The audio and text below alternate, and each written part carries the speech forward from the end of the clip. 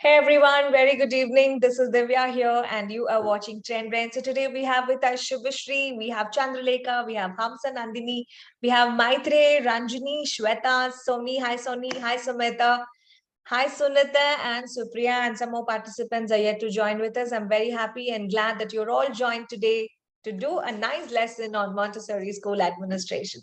So all these days we were learning about Montessori and the life history of Dr. Maria Montessori. We also learned about what were the different methods that she actually adapted in order to make the children's learning area much more specific. But in case if anybody decides to start up their own school, or in case if you are given a responsibility wherein you have to administer a Montessori school, then this chapter is very, very useful, and it'll share us a lot of tips, and it'll also give us a lot of suggestions like wherein what kind of schools that we need to adapt to, what kind of administrative roles that we need to have it. In case if I'm a teacher handling different kinds of roles, what is my role and responsibilities, and are there any other people that I need to be catering to? So we would be seeing all these points in this particular chapter, and it's an amazing one. So in case if anybody has a career option wherein you want to become a school admin, then this chapter is definitely for you. So how many of you all would like to take up your roles as school admins? You want to take up the entire school responsibility, something like, what I do, what Manisha does. So we take up everything, right? Right from doing your lesson plan, right from managing the resources, right from managing the funding, the budgets, the financials, the infrastructure, maybe the teaching, the non-teaching, and everything, right? So for if to have all of that particular skills, what's the first thing that we all have to have? You need to have good energy. You all agree on that? The second thing, convincing ability. The third thing, communication skills. The fourth thing, the passion to teach children, to passion to be in this particular zone wherein it's not only teaching, but you're also educating the fellow members who are there within you, right? Isn't that a challenging task? Yes, ma'am. Do you think this chapter is also quite challenging for all of us to work on? Yes, Sumita is saying yes. What about you, Sumita? I want the entire class to be interactive today because it's a nice chapter, and it's a very, very inspirational chapter, I could say. So each one should have a goal, each one should have a dream, not only that you want to become a teacher, but rather you will want to step up a little ahead, okay, taking up multiple roles and responsibilities. That is how you would be different compared to the others, right? So I was also talking to my teachers on the other day. I think Sumita should be knowing about it. So in 365 days, if I give you a lesson plan, and if I give you a write up to learn, and you being a very obedient teacher or an obedient student, you follow all my instructions, you complete your assignments, you do your learning, you go and teach back, you write up, you submit everything on time. So do you think that you have done something extra? No. So whatever was given to you to perform for that particular day, very nicely you did all that activity and you submitted it, right?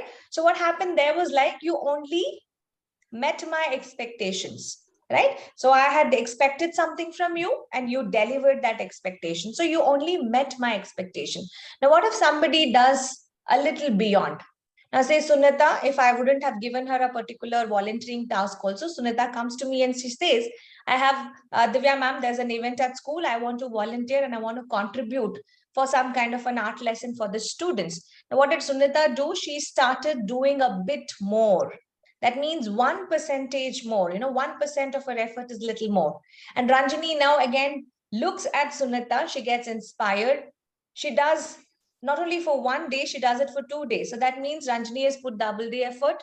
Lekha gets motivated by looking at these two girls. That's how you keep encouraging one another, right? Once everybody is with that thing, so that means 365 days, you do 365 days of your job, your knowledge is never growing. You will still remain the same because it's so bookish. You got everything, you learned that thing, you delivered that thing. There is nothing which is for your own self. Did you do something for your own self? We did not do. Yes, we didn't do anything, right? So what did Sunita do then? Sunita came to me, she asked me the job. She asked me an extra job to perform. So what is that skill?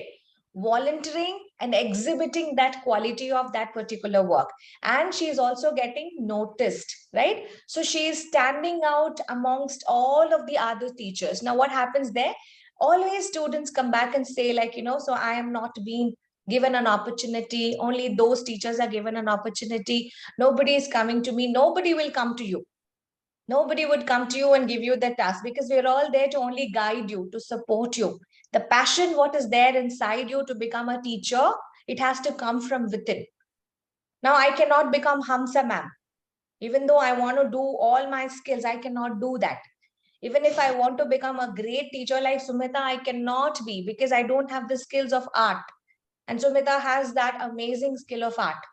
Hamsa ma'am does amazing math calculations, which sometimes even I will have to stumble down. Right now, in case of Sony is actually doing, say Madhuri is actually doing an art, I cannot perform an art just like her. Each of the teacher has substantial potential to do that. Now, once you identify yourself, like what is your potential, and then when you start rooting yourself into that line and you get aligned, that is when your journey will become smoother. And consistently, every day, each one of you are all putting that 1% of effort. Towards the end of the year, 30% of more learning would happen. So you became better human being, you became better teacher, you became the most lovable teacher in the group, and that's how you went noticed. Now, how many of you all think that you are noticed in your school? Sumita, okay. So what is the skill that Sumita has got it? One is her photography skills, right? One thing is like, whenever she clicks any photograph, it's so amazing. Now, every teacher knows and every teacher wants her to click a photograph. There's a disadvantage, and somebody has to click her photograph. It is not up to that expectation, right? This is something that we always have to learn. So, what is that we have to learn from her? We shouldn't be so dependent. We have to ask her, what is the skill? How many of you all learned a skill? How did she do? What did she do? What was the angle? And she's always like running a half marathon whenever there is some photography happening. Right, Samita? Yes, Almost like a ma'am. half marathon. She sits down, clicks pictures. She sometimes sleeps and she clicks pictures. It is not I her hope role. the Her role temple. was only to capture or teach the children, but her role was to capture the happy moments of every student, because that somewhere down the line it becomes the pride moment of every teacher itself. Now, those are little things which will make you noticeable in school. What are the other things? Like, say, for example, Hamsa, newcomer to the school, but how quickly she got seeped into it. Day one is difficult, day two is difficult, day three is much better, day four is much better. I saw that in Madhuri. Day one, she was not confident, day two, she was not that, day three, she was bindas. Right? So, what happens there was like when you seep into it, it's just like, you are flowing with the water. There would be so many hurdles, there would be so many difficulties which comes in between. It could be like putting you a lot of effort. Maybe your health doesn't support, maybe your family doesn't support, maybe there are quite number of challenges, maybe you're not able to adapt to the new learning system. There's so many hurdles which actually come in between, but still you don't give up. You still make that particular, you take a break. Your body is not allowing you to do something, take a break, give your body enough rest, and then roll back with good amount of energy. That is required, right? So we all need that self-love. We all need that 20 minutes or 30 minutes of our me time. How many of you all spend 20 minutes of your time for your own self? You don't do that? At least like dancing or cooking or making something? Nothing? No? No self-love? Okay. So from today, we will all practice. We'll do something for our own self. Okay, it could be like anything and you have to do it only for yourself. Maybe it could be a brisk walk, maybe it could be meditation, maybe it could be like sitting in a quiet place and doing something, or maybe just writing a letter for your own self. What were the good things that actually happened? So it's like you're writing a gratitude journal for your own self. But what happens, that will give you a lot of peace. Sometimes you can also listen to shlokas, you can listen to songs. There are many things which will give you that innate energy within yourself. Now, when you do all of that, the moment that you start loving yourself, only then you will be able to start giving it to others. And this chapter, we're going to be seeing wonderful, amazing tips and suggestions like that, wherein for a school administrator or to manage a school which is Montessori equipped, you need to have certain quality. Now, there are two important things. I want everybody to write down attitude. ATTITUDE, attitude. The second important point that you need to have is discipline. How many of you all have the right attitude to be a teacher? You carry that attitude. I'm a teacher. I have to behave in a particular way. I have to be disciplined that I come to my school regularly. I'm so disciplined that I teach my children every day in such and such a way. The attitude and the discipline, where it's a great combination. So I want, if you're very good in numbers, what is the number for A? 1? 1. What is the number for T? Start counting. What's the number for T? A, B, C, D, E, F, G, H, I, J, K, L, M, N, O, P. What is the number for T? 17. 17? Okay, so sum it up. 1 plus 17 plus 17 plus I. What is the number for I? 9. 9 plus, what are the other things? I want everybody to sum it up and give me the number, total number. Attitude, what is the number? Attitude, okay. Attitude, ATTITUDE. You need to have the right attitude. Give me the number when you sum it up.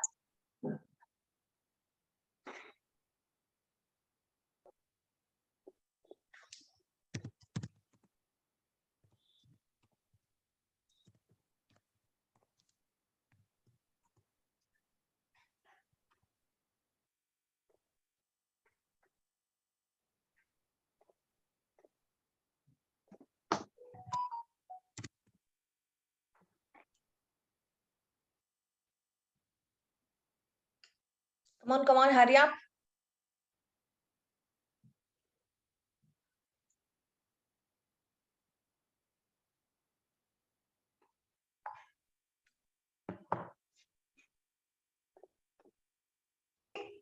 So when you sum it up properly, that will equal to your 100. Numeric value will be 100. Now, when you take discipline, DISCIPLINE, right? Discipline will also sum it up to 100. See, there's so much of scientific reasons over here. When you have the right attitude and a great discipline, there's always a room for 100% success. Discipline is giving you 100. Attitude is giving you 100. When you have discipline and attitude, you can do anything and everything. So that consistency is very important for all of us. So that's the reason many of the good people or the great people, they follow a great attitude, they follow a good discipline. Okay, so as a teacher, you need to also have this, the right kind of dressing, the right kind of, implementing your knowledge, the right kind of sharing your knowledge. Okay, expressing your thoughts is all expressing something which is related to your attitude itself. Now, what about the discipline? What is about your discipline? What discipline had to do? So attitude is all about the settled way, the way that you feel about something, how you want to express. You're very calm, you're very composed, you take decisions in a very precise way. That is all related to your attitude. But when it comes to discipline, discipline is more about when you're dealing with many people. Say, for example, if you're administering the entire team, even though the worst thing happened also, you need to practice to train your people to come back, to obey the rules, to have that code of conduct, to have that code of behavior. Even punishments also, you need to give it in the right order. There could be some students who are very disobedient. There could be some teachers who are very disobedient. They do not listen to you. You all agree on that? So can we punish the teachers? Definitely, yes. There will be some punishment system, right? So you give them more work. That's a good way. You punish them. You give them more work, right? So all those things are related to somewhere where we have to discipline everybody. It is very much required. So as a teacher, you need to also be looking at these particular conceptions. So moving forward, there is a general definition. So many of us, we come to school. So for example, when we want to administer everything, we need to have something, right? So we need to have school. A school is a place, right? So we need to have school. A simple question I wanted to ask you, what is school according to you? What is school according to you? Ma'am, learning space. Yes, it's a learning space. If you go back to a little bit more olden days, they say it's temple of learning. Temple right? So of learning. they used to consider the school as a temple of learning, right? So there was no footwear which was actually worn, and children used to not come inside wearing the footwear.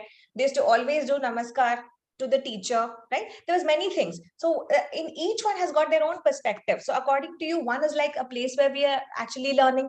The second thing it could be when we sit together. Yes, tell me. Learning about the environment, discipline. You learn So- about your environment, you learn about the discipline. Yes, what else? What else could be there? You learn about like mingling with different community, different group of people. Correct.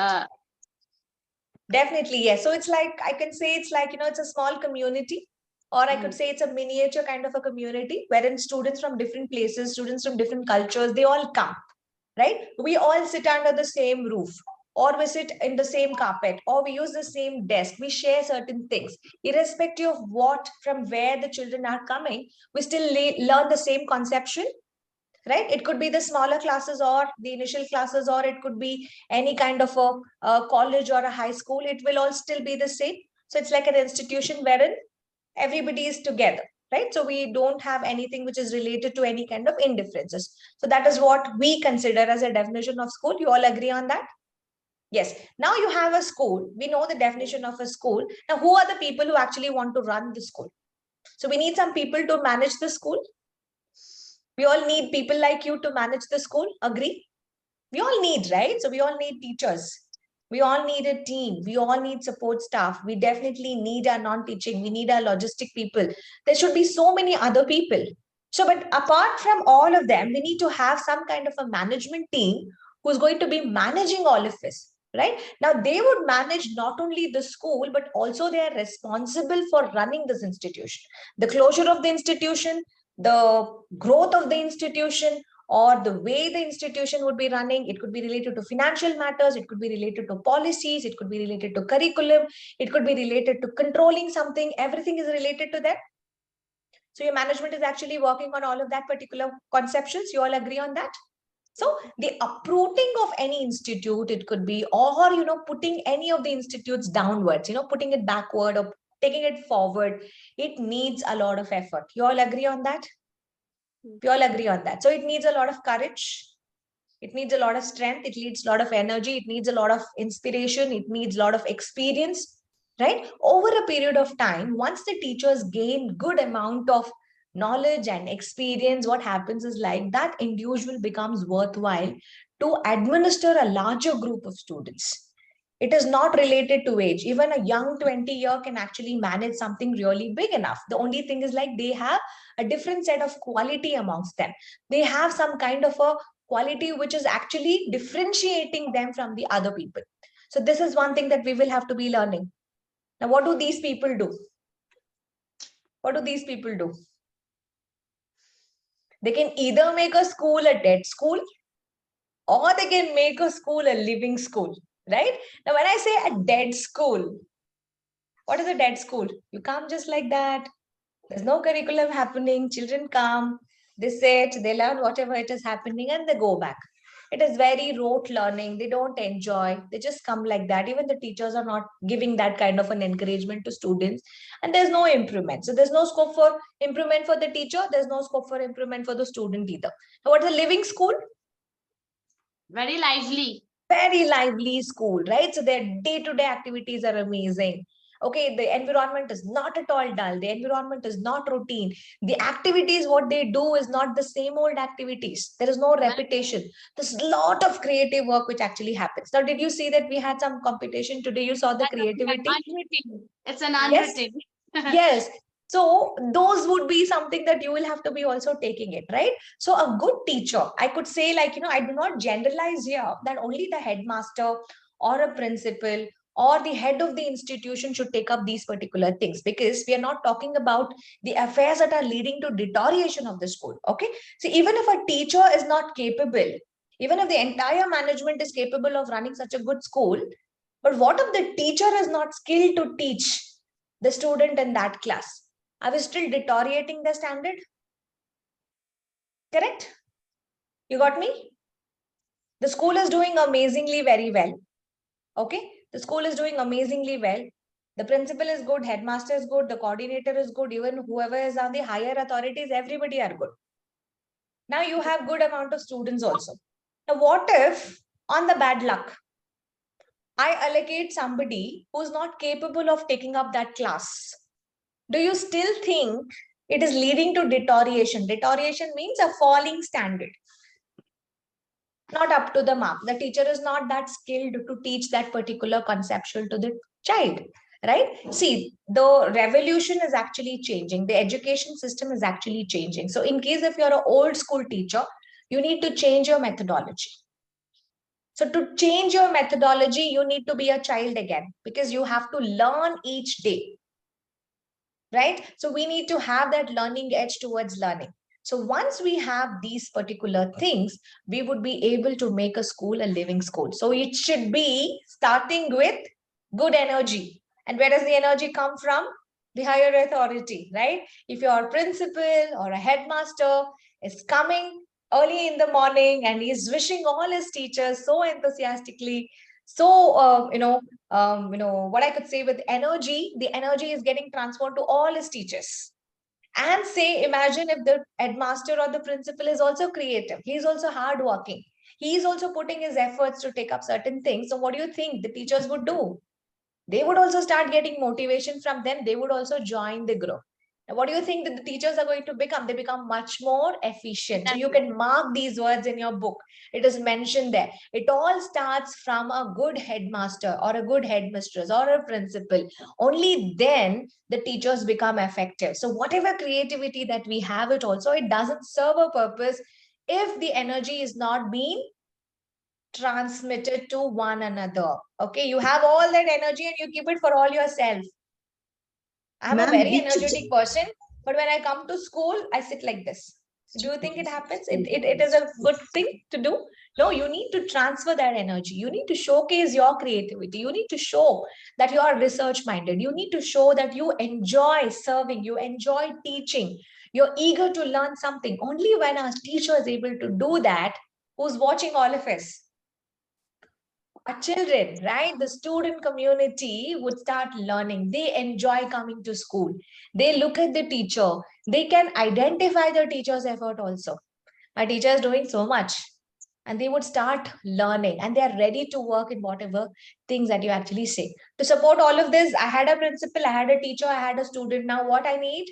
I need my curriculum, I need my syllabus. If that is also given, I need a budget to run. If there is a celebration, and if there's no budget, somebody asked me, can we have a magic show?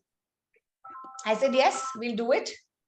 Now on a Children's Day celebration, the magic show is quite expensive. But what if the school says no? The teachers come dressed as magicians. So you don't give up, right? Even if there is a financial budget constraint, the teachers don't give up. They're like, okay, fine, let's do some magic trick. And they come dressed as a magician. So what I'm trying to say over here is like, whatever could be the reason, be it the financial aspect or be it the budget constraints or something, a school cannot go dead. It will go dead not because of finances. It will go dead because of the people in it. They are making it go dead. Okay, so this is something that I wanted to share it with all of you. So you need to make that kind of a differences and to make it very nicely. To follow all this, we have some aims and objectives. Very, very important question that we for sure we get it in our question papers that you can actually make a note. So we have certain aims and objectives that we need to be following. What is the first aim that we need to work? Why do children come to school? So when you sit in my desk, many of the teachers, sorry, many of the parents, when I ask this question, so why do you want to put them so early to school? What do you think is the first answer that you get it? Many of them are young teachers here. Fun. I want my son to come and enjoy the school. I want him to socialize with others. I want him to learn something. I want him to play with certain toys. I want him to give a better exposure. I want him to communicate and talk with others, right? So these would all be the, the expectations from a parent. So that means as a school, what should be your first aim? To help the child get a good buddy. Right? Now, when I have a child coming to my school, what's my first thing? I have to make sure that the child is very comfortable coming to school. and I will make him friend with another child. So they're happy playing with each other. They're happy sharing things with each other. They're happy being in school with each other. They're eating together. They're playing together. So that means as a teacher, as a school responsibility, I need to be able to provide a good social life for the student. First thing, academics is later. So when you do this, you're teaching them about living together in a community where we share things. So children do not understand, right? Children don't understand, like, school is all like a community wherein we sit together. Some of the children don't like it. They want a larger space. They want to lounge around. They want the book for their own. They want the toy for their own. So they have never been introduced to sharing certain conceptions. So that is where the school is going to be preparing. So they'll always come back and ask questions. See, my child knows letters. My child knows the alphabets. My child knows fruits. My child knows vegetables. What is that you're going to be teaching in school on the same conceptions? What will you teach? And there's a question like that. What would you teach? The child knows already everything. They know letter A, letter B, letter C, everything that they know. Now, why should they send the child to the school? Learn how to mingle with others, how to mingle. Yeah, that is one thing which is there. Ma'am, Here. ma'am, shapes like if like vegetables and fruits they know, they should learn about what is healthy and what is like. Yes. So probably you give them an exposure, you give them an environment where they can unfold the other opportunities what they have not explored. Maybe they have never explored peeling an apple. Maybe they have never explored cutting the apple into slices, arranging a platter. Maybe they are not exposed to learn about the usage of the spoon and the fork.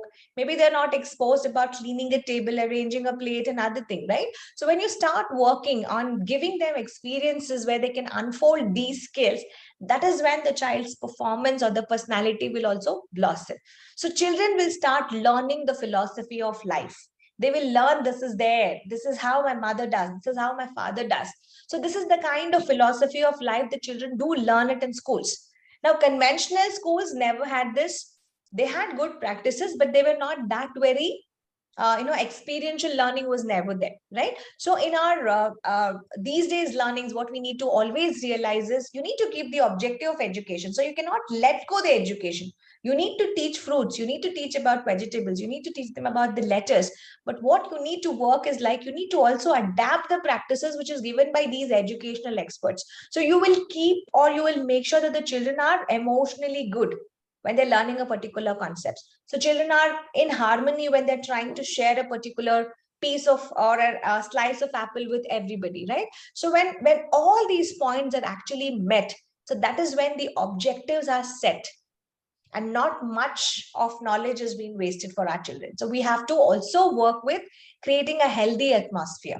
So always keep that experiential learning, experimenting a lot of things, be research oriented. So this is all coming from the teacher's perspective. Okay, it is not from students. So you go to guys, come on teachers, you have to do a lot of research. Why should I do this? You need to ask questions. When you don't ask questions, your learning is never going to happen. When somebody says like there is a celebration in school, you need to ask why should we celebrate? What should we celebrate? How should we celebrate? What are the rules of it?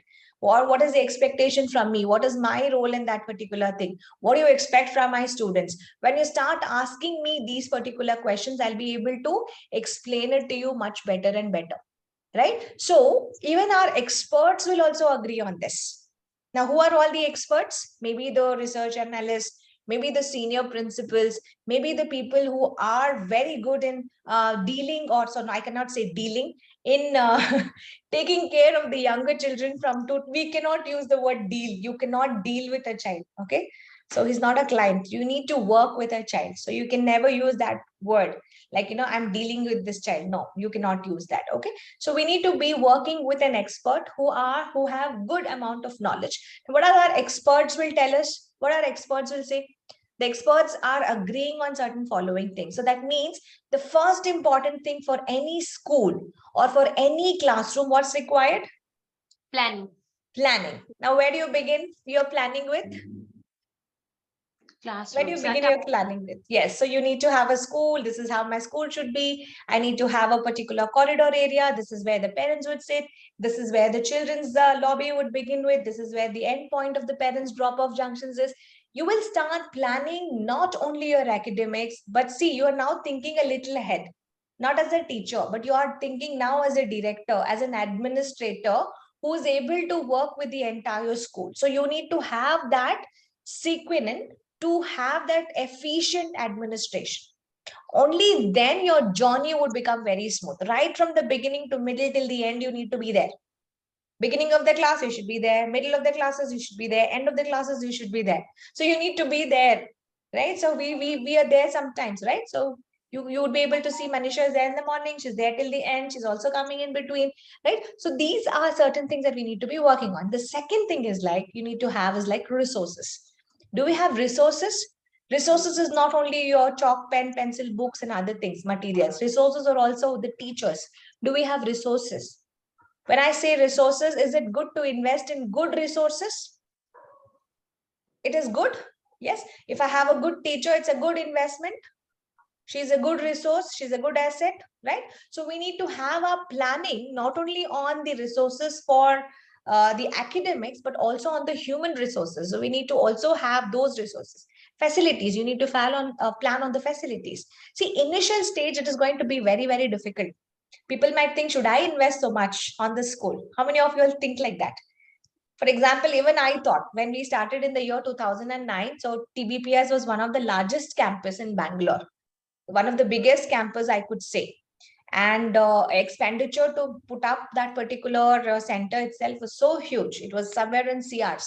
It was in crores at that particular time, setting up a preschool. Many of them laughed at me. They said, like, why are you spending so much of an investment on that? Now, see, that is like an initial investment. It will sometime, it will give you back. So even your knowledge is also like that. So whenever there are these training programs, whenever there are these workshops, whenever you see some short-term courses, do not think about money. Do not think about money. Should I invest in taking up that particular course? Invest. So investing for yourself is also like you're investing on your knowledge also. Somewhere down the line, it will be helpful for you because your resume, you can keep adding. Okay, you've done your B.Ed, you've done your diploma, you've done your teacher training, you've done your other courses, you've done your vocational courses. So what happens there is like you're gaining experience. And you never know, sometimes you might get better opportunities also to work further, right? So this is always there. So in a Chinese proverb, we always say, the Chinese, how they work, how they work, how they plan. So for them, planting a grain is like planning for a year. A small grain, if you plant it, it becomes a tiny sapling, right? So that's like a plan for a year. Now, what if you want a big tree? 1 year, if you plant, only a small sapling will come. But if I want a big tree, I should be planning for many years, right? So that means the planning is the most difficult thing. You need to spend a lot of time in planning, especially when you're making your synopsis. You need to spend at least 5 hours, 4 hours, detailed, thorough. One day you sit and you plan for your entire month. And then the entire month goes very smooth. Otherwise, every day you sit, you get back into the hustle. What will I do? What should I do? What should I print? What should I give? How should I write? All these questions will definitely be there. So this is never an independent activity. You need to also have this. So your administrator should also be taking part in helping you to work on it. Okay. Now, again, in case if you're administering larger schools or bigger schools, wherein you have your K-12, you will also be planning whether it's a central board school, whether it's a local school, whether it's a state recognized school, or whether it's an institutional level school like us, right? So planning within the country also requires something. It has to be affiliated, it has to be registered under certain other things, wherein the schools can function within anything. It can be under state, it can be under institute, it can be under the local governing body, or it can be under the central levels also. So this is your first important thing that you need to be working on. The second thing that we need to work as administrators is organizing. Okay. If I come down and ask you, can I have a bundle of paper? You should not be running around. You should know where it is kept. If I ask you, can I have the report cards of grade 3? You should be able to give it. So there is no confusion, no chaos. So there should not be any wastage of time. Because the moment you keep here and there and it is all cluttered, what happens? You're wasting your time, you're wasting your energy, you're wasting your resources, and you do not know, and you end up buying over and again. Right? So that's the reason organizing, we define it as a twofold activity. Note down, it is defined as twofold activity. One is like, it is organizing the materials. The second thing is you organize the human resources. Somebody is on leave, Sunita is on leave, so immediately I have to know who is the alternative for her class. So I have to send Hamsa. If Ranjani is on leave, I will immediately tell Maitreyi to take up a class. So an administrator should know, she should know to organize every resource, the school resources and the non-teaching, teaching and the human resources also. Everybody should be successfully organized. Okay. Next thing is like, once you have everything, the most important, the most critical thing is staffing. Okay. So staffing is, you need to recruit a very good teacher. Irrespective of what qualifications that they have, they need to have certain qualities. Now, what should be the quality of a staff? Loyal, trustworthy, hardworking, consistent, creative. No matter what all he has to have it, he should have the passion towards working. Only then he would be able to work. The second important quality, this is for the teacher. Now, for me as an administrator, what I have to do, I have to equally give distributed work to everybody. Now, what if I give more work to Shweta and less work to Shubha? No. I like Shweta, and Shweta is very good at work, so I keep giving her work. And Shubha is not doing any work. Okay, please, I'm just taking examples, okay? It's not that you're not doing. Okay, so if Shubha is not doing, maybe I will not give her, right? So what happens here is like, the resource, one who's doing keeps doing, one who's not doing is always escaping. Okay, or another way I could say, the one who is doing is gaining more and more experience and they get used to the work and the pressure. It becomes very easy. For the one who doesn't do anything for that entire year, when they leave us and they go join to another school, they build up pressure, they build up whatever could be the other emotions. And ultimately, so many students have dropped out schools. You know why? They're not able to manage their work and their personal life. They give us different reasons. I'm not able to manage this because I have such and such a problem at home. I'm not able to do this. My parents are fallen sick. I'm not able to do this. I am sick. I'm not able to do this because my body is not supporting me. You think nobody has problems in life? Everybody has problems. So only thing is like, once you give importance to your own self and you start working, it becomes easier. So an administrator should also know this and give appropriate roles. The third thing in staffing is, if Sumita is really good in art and she doesn't like math at all, but me being a very bad administrator, I want to target Sumita, and I give her only math. I know that she doesn't like teaching math, she doesn't enjoy much. But Hamsa there sits there and she wants to get math, and I'm not giving Hamsa math. I've given her something else which she doesn't enjoy. Now, during staffing, you need to always take consent of your team members. What is that subject you're comfortable taking? What is that subject that you have that expertise in taking? And in case if you get that opinion and any point of time, you get that opportunity to give them that role, you should not hold it back. You should give it. You should give it. You agree with that? You all agree with that? So you should give that. So you should never hesitate. So this is something that you need to hold back. It doesn't happen in primary and pre-primary schools, but in case if primary and pre-primary has this option and you being the administrator, once you value your team members' passion, they would love you back. Once they do that work with passion, you're benefited. How? All the efforts are shown on children only. And children do good, and children love coming to school. That's when the parents are happier. The parents are happy to send to your school. That's when they share more love and affection to the teacher. They say, what a lovely, amazing teacher she is. She taught my son or daughter so beautifully. She's able to do that. My son was able to learn it so easily, which I could not do that.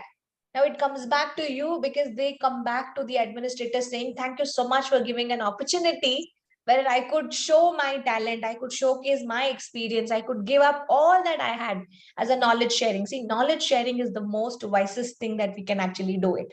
If you know something, teach somebody. That's why we have all chosen this profession. Nobody has come to balance life and work, right? Nobody has come thinking I will join to school and this course because I can come at 9 o'clock and I can go at 1 o'clock with my student or my daughter. No, the teacher's job is never like that. If you have that mindset, I would want you to remove it right away. Okay, so this is something which is essential for all of us, and as admins we need to also work. So giving individual capabilities and capacities, if you keep that in mind, your team is happier. Okay, so that's one thing that you have to have. So no internal rivalry, you will not entertain internal politics, you will not boost up one teacher and you will never suppress another teacher. Everybody has to be treated the same. Depending on your experiences, you get your roles. Depending on that, you actually get paid accordingly. Okay, the next thing that we would be working more is like, I have a good amazing staff. Now the allocation is the most important one. We have teams to do this, we have a financial team to do budgeting, but in case if you don't have a budgeting team, so you have to do it all yourself. Administrators have to do it by themselves. So if you are thinking that you want to manage a school, the first important thing that you need to work is you need to keep a report on the income of the school and the expenditure of the school. So you need to keep your records very, very transparent. You need to prepare a statement every day. You need to write up bills to have a smooth functioning. So you have to be very conscious. So no malpractices. In case if you have to do some taxing, you have to file up your taxing, your financial aspects, whatever is required for the education, your renewal of licenses, it could be, or conducting certain examinations, it could be, or improving the facilities, it could be, or conducting some internal trainings for your team members, it could be, or buying some equipments for your own school, which is required. So that could be, or in case if you're fortshoring with some resources, it could be the head count. You need an experienced teacher, or you need a new resource. You should also have all of that. Now, suddenly, if you have a growing expenditure, now there are too many events, you need to know where to cut down the wastage of events. So this is where you will also train your teachers to reuse. So that's the reason they will ask you to reuse the same toys. They will ask you to reuse the same resources. They will ask you to keep it very safely because it is wastage of somebody's asset.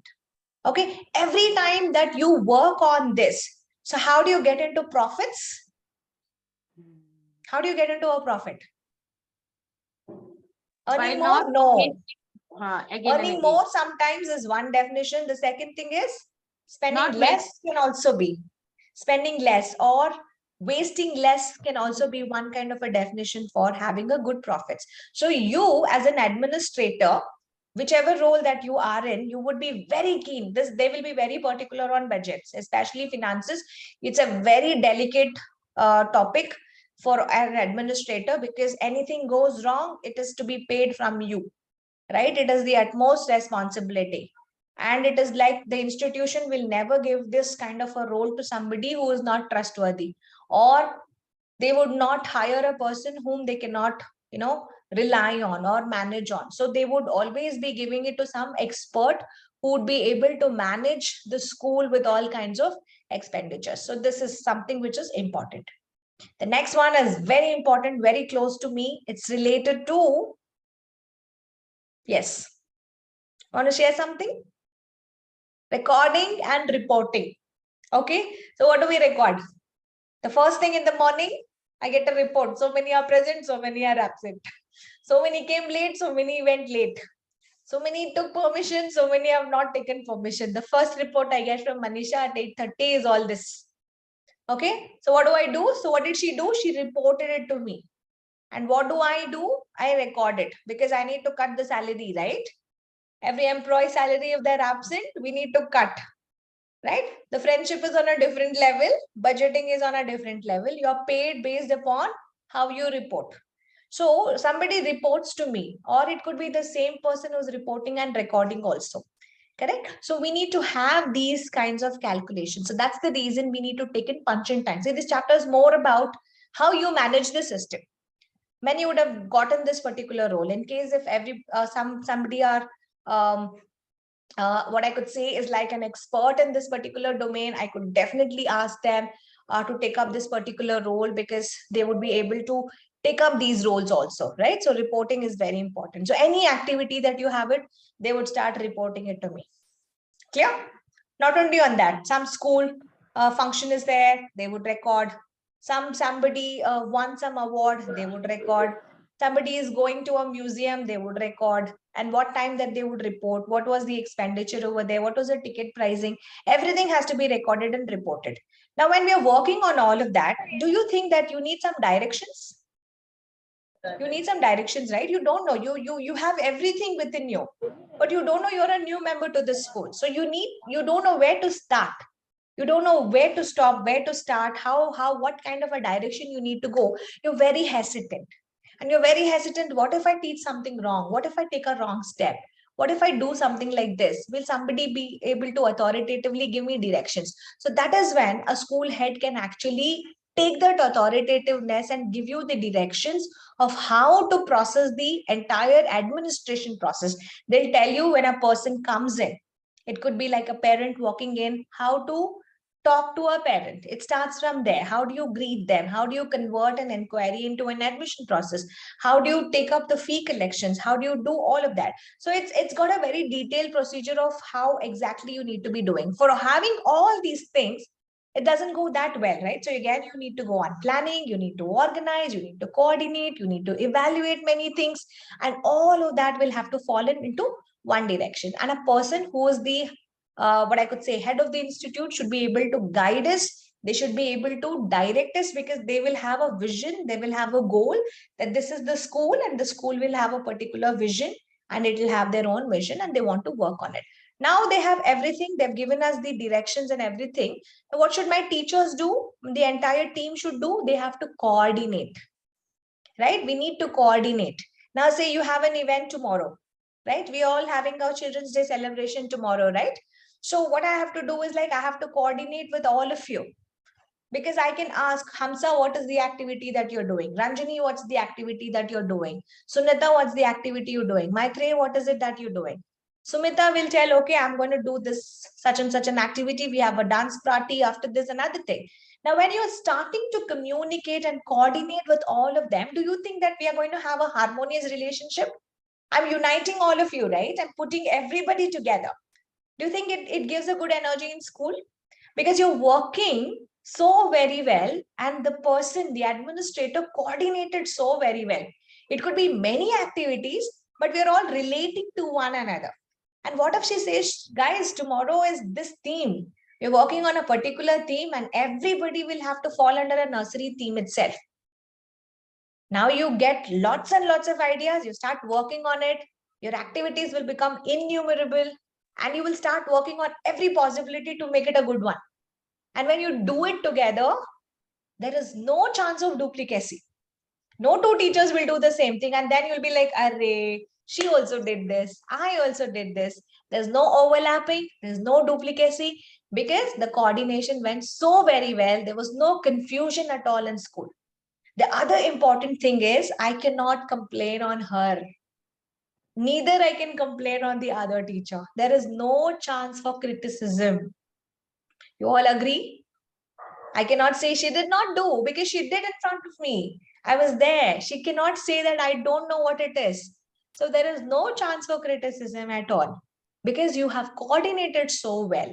In case if you are still finding such lack, or in case if you're still finding any such kind of disturbances, that means the administrator lacked coordination skills. They are not able to coordinate. Right? So whom should be blamed? Should I blame the teachers? No, I should blame the coordinator. I should blame the administrator, because they did not efficiently use the resources, use my teachers in the process. Okay, so that is all there. Now we have everything. Now, what if I leave it to you people, and I come every day? Now, what if I don't come every day to school? I trust all the teachers. It's not a question about not trusting any of you, but still, if I don't have that ability to control each one of you, will you be submitting the assignments on time? Will you be taking that extra step to attend the sessions?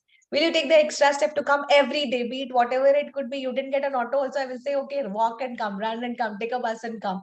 I always say that particular thing, because there is already a person who is controlling you. You should always have this controlling person. Okay, that means that controlling person has that concern about you. Why do you think that they're controlling you? Because they have that concern about you. They are actually supervising you, because they don't want you to be noticed by somebody else and question you in the whole process of administrative activities. They will control you on everything. Why are you doing this activity? Do something else. Is it the negative thing? No, maybe they're guiding you. You have to tell it in a different way. Okay, so these are something which is very essential. So you cannot wait till the end. You should be able to control this. So the controlling can be in anything. Financial, somebody says, Divya ma'am, I want 100 chocolates. I might control. I will say like, why 100 chocolates? No, we'll do it with 50 chocolates. We'll share. Why 100 boxes? No, we will do it with 50 boxes. We will share, right? So this is related to your financial planning. Now, execution, if Sumita says, I'll do everything, I will say, why do you want to do everything? Ranjani is free. We'll also give her some work. And then I could say, Hamza is free for 1 hour. I will also give her some work. So that means the process is already prepared to do this activity. But the aims were never tied, like who's going to do what. And when the controlling ability comes there, it directly gives you a chance to immediately focus on little things, and your work will get done just like this. So whatever was uncovered also, it will get covered when somebody controls you in the right way. Controlling is never on a negative aspect. It has to be controlled in a very right way, rectifying what mistakes we have done, helping us to perform certain actions, which is much better, controlling us from doing the wrong steps, controlling us in handling the organizational skills in case if I do not have something, if I'm not very systematic, controlling my actions on that, and they try to speak up. So your controlling depends totally on how well that your relationships are established between what is your goal, what is your aim, what is the material that you're actually using. When somebody is controlling you, are you doing this activity in your class? If I question you, the next day you will do all that activity, right? It is not that you don't know, you know it, but somebody did not ask you. So you could not do that particular thing. Sometimes we're all humans, we forget about this. So that's the reason we definitely need to have somebody who's actually controlling all of us. And we would see in the next class who are the people who will control us. It could be the headmaster, sometimes the head teachers, and we will see why do they control? What are the functions of them? And from there, how does a teacher take up the functions and how does she move on? And how does a teacher get used to the timetable, because we need to have a schedule of work. And then from here, we would see like why discipline is enforced in schools. In case if I don't enforce the discipline, I would always encounter some problems. Now, what are those problems of indiscipline? Now, what are the causes of indiscipline according to the research experts is what we're going to be talking in the next class. To support all of this, we will also share some tips. We will also share some suggestions and remedies, which will help not only you teachers, but also us to always work back. So this was our lesson for today. I hope you all enjoyed this learning aspect, because our journey never stops being a teacher.